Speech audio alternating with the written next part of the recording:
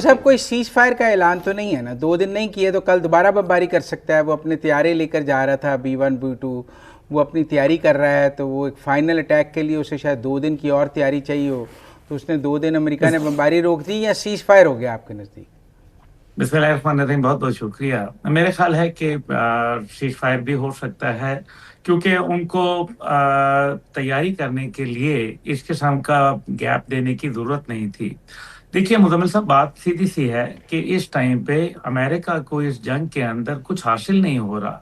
आप देखिए ना कि सब जो अहदाफ उन्होंने रखे थे माजी के अंदर भी अभी भी, वो मुकम्मल नहीं हो पा रहे, जिसकी बुनियाद के ऊपर अमेरिका के अंदर एक नई थिंकिंग प्रोसेस डेवलप हो रहा है, और ख़ास तौर पे अरब दुनिया का दबाव है कि आप ये क्या करने चले हैं और इससे हासिल क्या हो रहा है, मां सवाए तबाही बर्बादी और अब बाबुल मंदब के ऊपर मुश्किलात। तो ये तो और मजीद तो फिर सिचुएशन आपका को ख्याल है अमेरिका ये प्रॉब्लमेटिक। जंग नामुकम्मल छोड़ के जा रहा है? आप ये कह रहे हैं कि अमेरिका ये जंग यहाँ से नामुकम्मल छोड़ के जा रहा है? सर, आप माजी की अगर मिसालें देख लें तो अमेरिका ने कोई जंग कभी भी मुकम्मल नहीं की। एक वेनेजुएला की मिसाल वो सिर्फ देते हैं, जिसके अंदर उनके अपने घर का भेदी लंका ढा चुका था। अदरवाइज उनके पास जितनी भी मिसालें हैं, लाओस ले लें, वियतनाम ले लें, नहीं, अफगानिस्तान ले आपको लें, ख्याल है इराक कि ले लें। अरबों ने अमेरिका को कन्विंस कर लिया है कि आप ये जंग ख़त्म करके जाएं, हम जाने और ईरान जाने, हम खुद ही आबनाए हुर्मस का मामला तय कर लेंगे, और अमेरिका ईरान का ब्लॉकेट भी ख़त्म कर देगा, आप ये कह रहे हैं?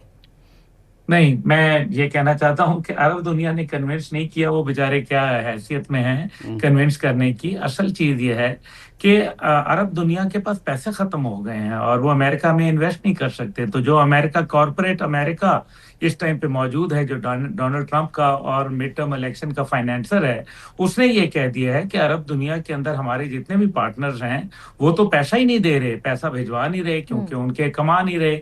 ये है वो बात असल, जिसको उन्होंने फाइनेंशियली, आप देखें ना, दुनिया में हर जगह फाइनेंशियल फैक्टर को आप कभी भी रद्द नहीं कर सकते। अच्छा, एक वो वक्त चलें था हूसीज पे आ जाएं तो सऊदी अरब तो F-35 तैयारों के साथ हूसी ठिकानों पे 2 दिन से बमबारी कर रहा है। उन्होंने भी जवाब में अरामको पे बैलिस्टिक मिसाइल जलाए हैं। अगर ईरान अमेरिका सीज फायर है तो हूसी सऊदी अरब सीज फायर तो नहीं है?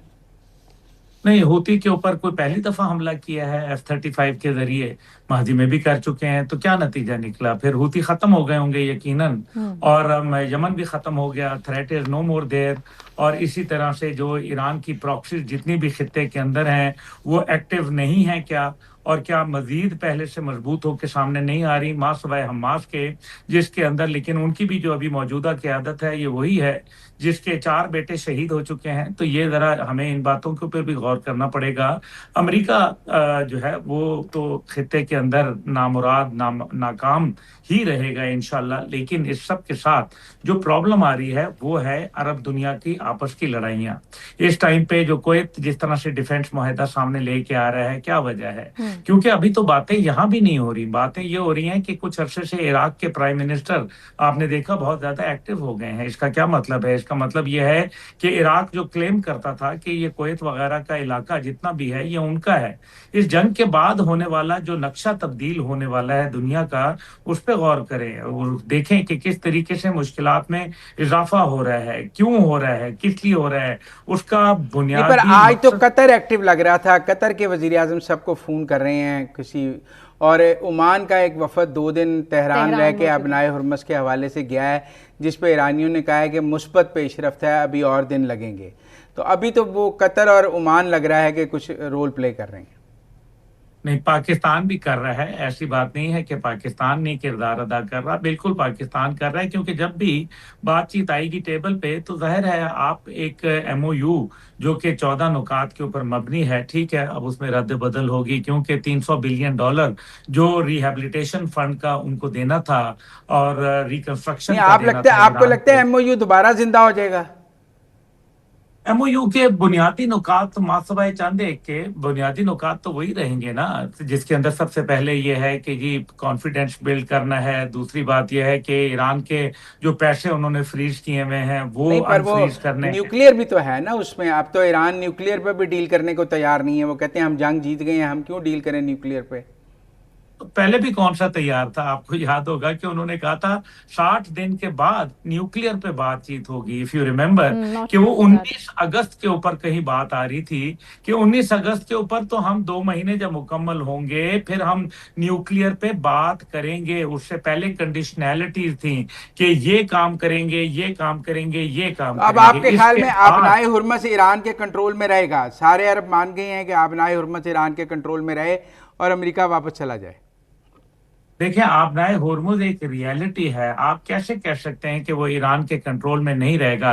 क्या अमेरिका ने कंट्रोल कर लिया? क्या बाहर से आए हुए लोग कंट्रोल कर सकते हैं कभी? तो वो तो नहीं कर सकते। हाँ, ये जरूर है कि अब जो 2 दिन की एक बैठक लगने वाली है बर्तानिया में, जिसके अंदर नेटो के मुमालिक को कहा गया है कि वो भी आए और हुर्मुज के हवाले से कोई फैसला करें। लेकिन आपको याद होगा कि इससे पहले भी बर्तानिया में 2 दिन पहले की बैठक हुई थी, जिसके अंदर तमाम यूरोप के मुमालिक के लोग आए थे। और फिर जर्मन जो वहां फॉर्मर नेवल चीफ थे, उनका ये कहना था कि ये हमारे लिए मुमकिन नहीं है। फिलहाल नेटो के पास पैसे भी नहीं है, ट्रूप्स भी नहीं है, टोटल मिल मिला के उनके पास, जर्मनी के पास 12 दिन की जंग लड़ने का सामान मौजूद है, 8 दिन का फ्रांस के पास है, 6 दिन का बर्तानिया के पास है, और बाकी लोगों का तो अल्लाह ही हाफिज है। इसके अलावा इटली और स्पेन पहले ही इससे साइड के ऊपर हो चुके हैं। इजराइल से भी उन्होंने अपने आप को किनारा कर लिया। अमेरिका के साथ भी उनके मामलात कोई अच्छे चल नहीं रहे। ये तमाम चीजें इंडिकेट कर रही हैं कि दुनिया के अंदर नई सफबंदियां हो रही हैं। और आपको खास तौर लगता है पे ईरान और अमेरिका के दरमियान बैक चैनल पर कोई अंडरस्टैंडिंग हो गई है?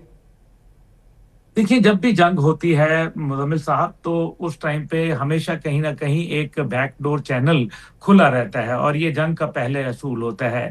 लेकिन जो डोनाल्ड ट्रंप ये कह रहे हैं कि जी Iran is begging for mercy, या ईरान जो है वो भीख मांग रहा है कि हमारे से मुज़ाकरात कर लो, डोनाल्ड ट्रंप साहब को किसी अच्छे मौलिज की जरूरत है। इस किस्म की खुराफात ना ही वो बोलें तो ज्यादा बेहतर होगा उनके लिए।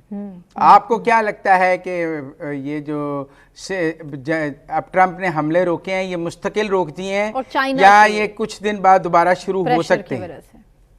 नहीं, दोबारा शुरू हो सकते हैं, मुस्तकिल नहीं रोक सकते, क्योंकि उसके बाद जाहिर है इजराइल का प्रेशर आता है, एप्स्टीन फाइल की चीखें सुनाई देती हैं, उनको बहुत सारे कारोबार नजर आता है। देखिए ना, अभी जो सामने फैक्ट्स आए हैं, $9 बिलियन उन्होंने और उनकी फैमिली ने मिलके कमाए हैं इस सारी जंग की सूरत हाल में। तो $9 बिलियन तो भाई बहुत बड़ी चीज होती है, रकम होती है। पाकिस्तान को मिल जाए तो पाकिस्तान के तो बारे न्यारे हो जाए। एक छोटा मुल्क तो अपने सारी सूरत हाल को तब्दील कर सकता है।